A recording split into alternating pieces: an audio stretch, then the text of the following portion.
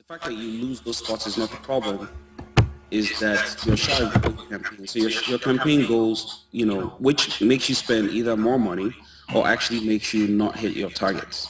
So that's a way that we solve problems for, advertisers. There's so many other things that we do. We provide share of voice analysis, competitive analysis between companies that helps companies understand, their marketing and advertising campaigns better.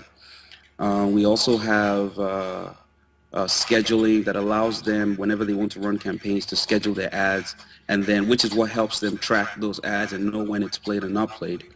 We can also do sort of like a spend analysis as well. So competitive spend analysis between various companies to say, hey, for instance, Pepsi is spending 350 million a week. You're spending 275. Who's hitting their targets?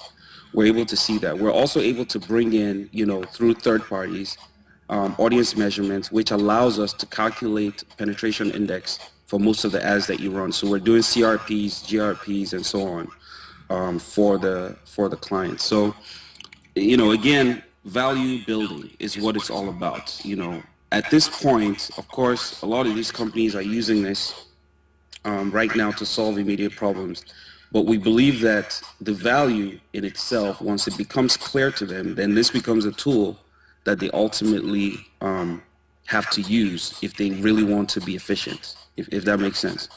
On the music side of things, what we've kind of decided to do with music, especially because it's a new thing and there's a lot of education that needs to happen, teaching people to understand that numbers actually count. Assumptions, like they say, is the mother of all F-ups. We assume a lot. It's an industry that I'm very familiar with. I've been an artist in this industry. I've made a lot of assumptions and spent a lot of unnecessary money. Being able to understand broadcast data would help an artist improve their promotional efficiency. It's very simple. I'll give you an example. I want to put out a single, right? And I need for that single to be heard by as many people as possible. That's the goal of every musician. However, I decided to focus on 3 stations or 4 stations because I think those are the stations people listen to the most. It's a thought. I don't have any facts to prove that. A lot of people who live on the island think that Beat FM is the most listened to station in Lagos. A lot of the people who live on the mainland think that Ray Power is the most listened to radio station. Now, if you don't have any data to show who's actually more listened to, for every single ad, for instance, on Ray Power, if Ray Power is getting 10,000 listeners at a time, and this is just throwing numbers out, these are actual numbers. Say they're getting, let's be more realistically, say they get 500,000 listeners, right? Every time they play a song at 4 p.m. And then Beat FM gets 100,000 listeners every time they play a song at 4 p.m. Essentially, if you want to do your marketing, shouldn't you be putting your stuff on Ray Power? Should you be focusing on putting your stuff on Beat FM? You're not reaching as many people on Beat FM. Yes, you might reach the cool people or the people who live on the island, cool people in quotes, but are you actually effectively marketing your music? So understanding these types of things would help an artist who's trying to promote their content to better position, their stuff with broadcasters, to understand better how to promote, how long it takes for a song to actually get to the point where it could become a hit, when to stop spending money if your song is not really catching on, and things like that. Now, over time, in the last year and a half, we've been monitoring Lagos for almost 2 years now. Almost 2 years, right? And we've seen a lot of interesting trends. One of the trends that we've noticed is that artists who spread their music across multiple broadcasters, and I'm talking about radio and TV stations, are the ones who have a much better chance. It's like a 65% better chance for you when you're spread across all these stations versus when you focus on a few. Now, in your circle, you hear your song all the time on maybe 5 stations and you think that you're penetrating, but in most cases you're not. And this is the reason why there are a lot of artists who are big in Lagos and only big in Lagos, or at least big in certain circles and are only big in, you know what I mean? We looked at YBNL as an example, and the reason why a lot of their music has been successful, and it's very simple. They've placed their content on every single broadcaster that's available, not just in Lagos, but in the southwestern region.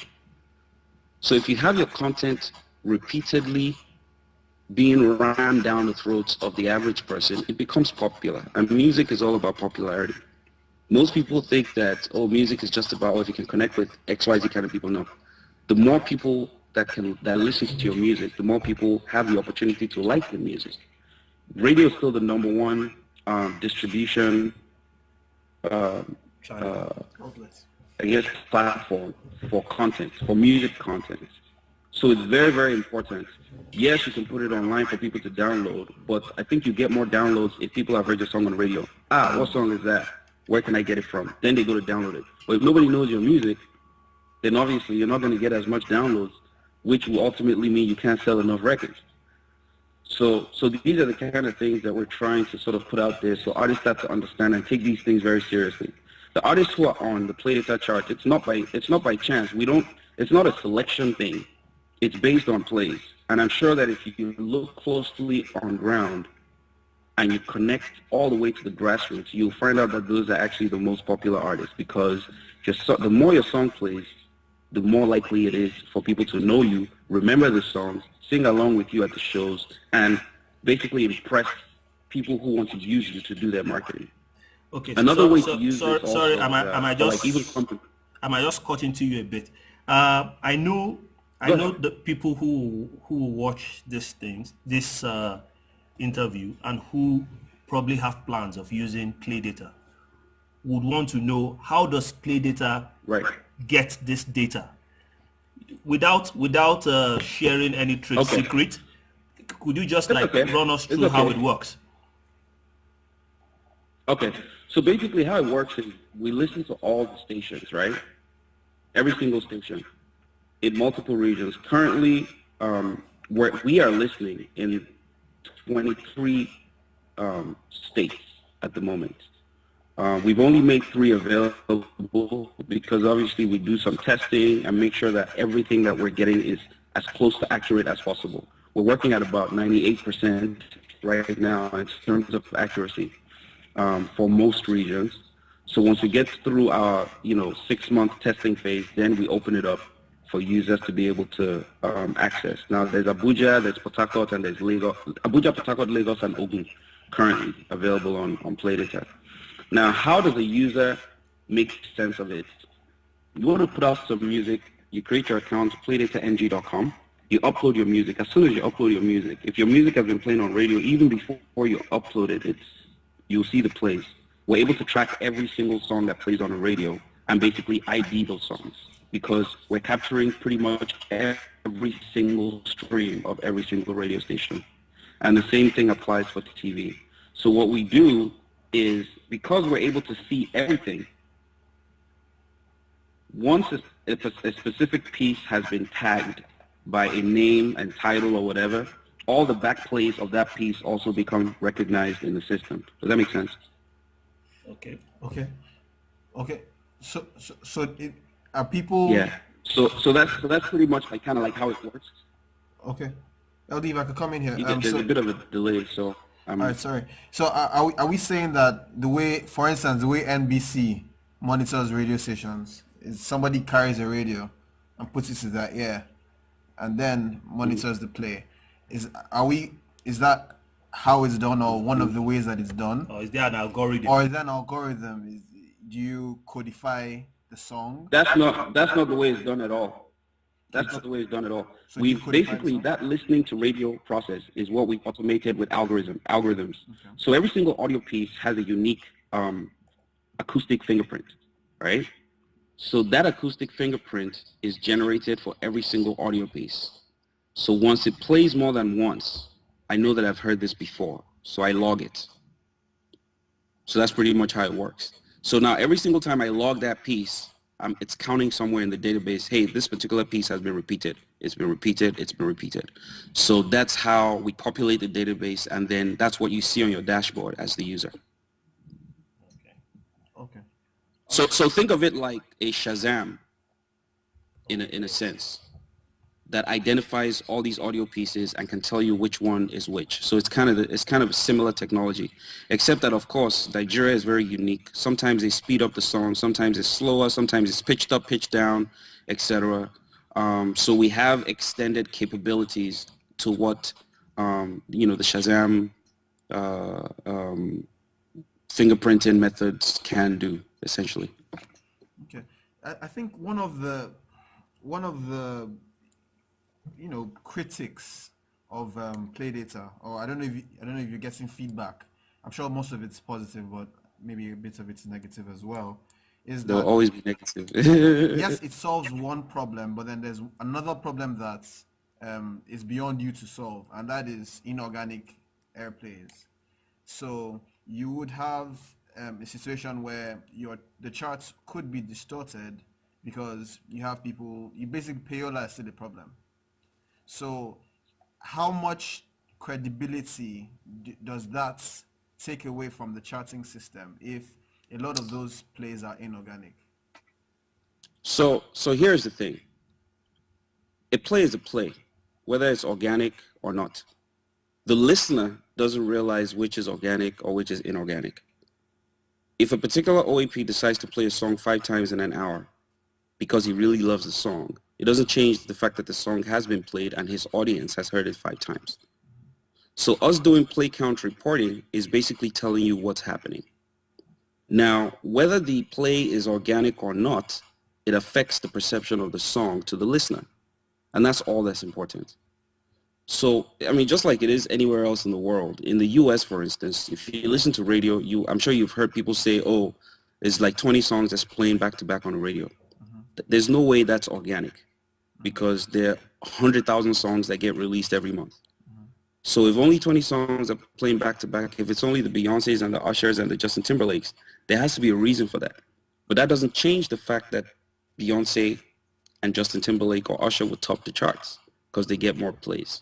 So at the end of the day, how you get your plays is up to you as a strategy for your music, for your record label or for your music promoter. So all we're concerned about is the actual plays. It's almost like saying, hey, on YouTube, if 100,000 people watch a video versus 10,000 organic, if 100,000 people watch it, 100,000 people watched it.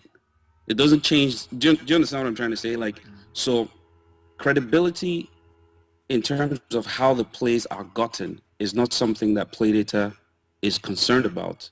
We're only reporting the numbers. So think about it like Alexa.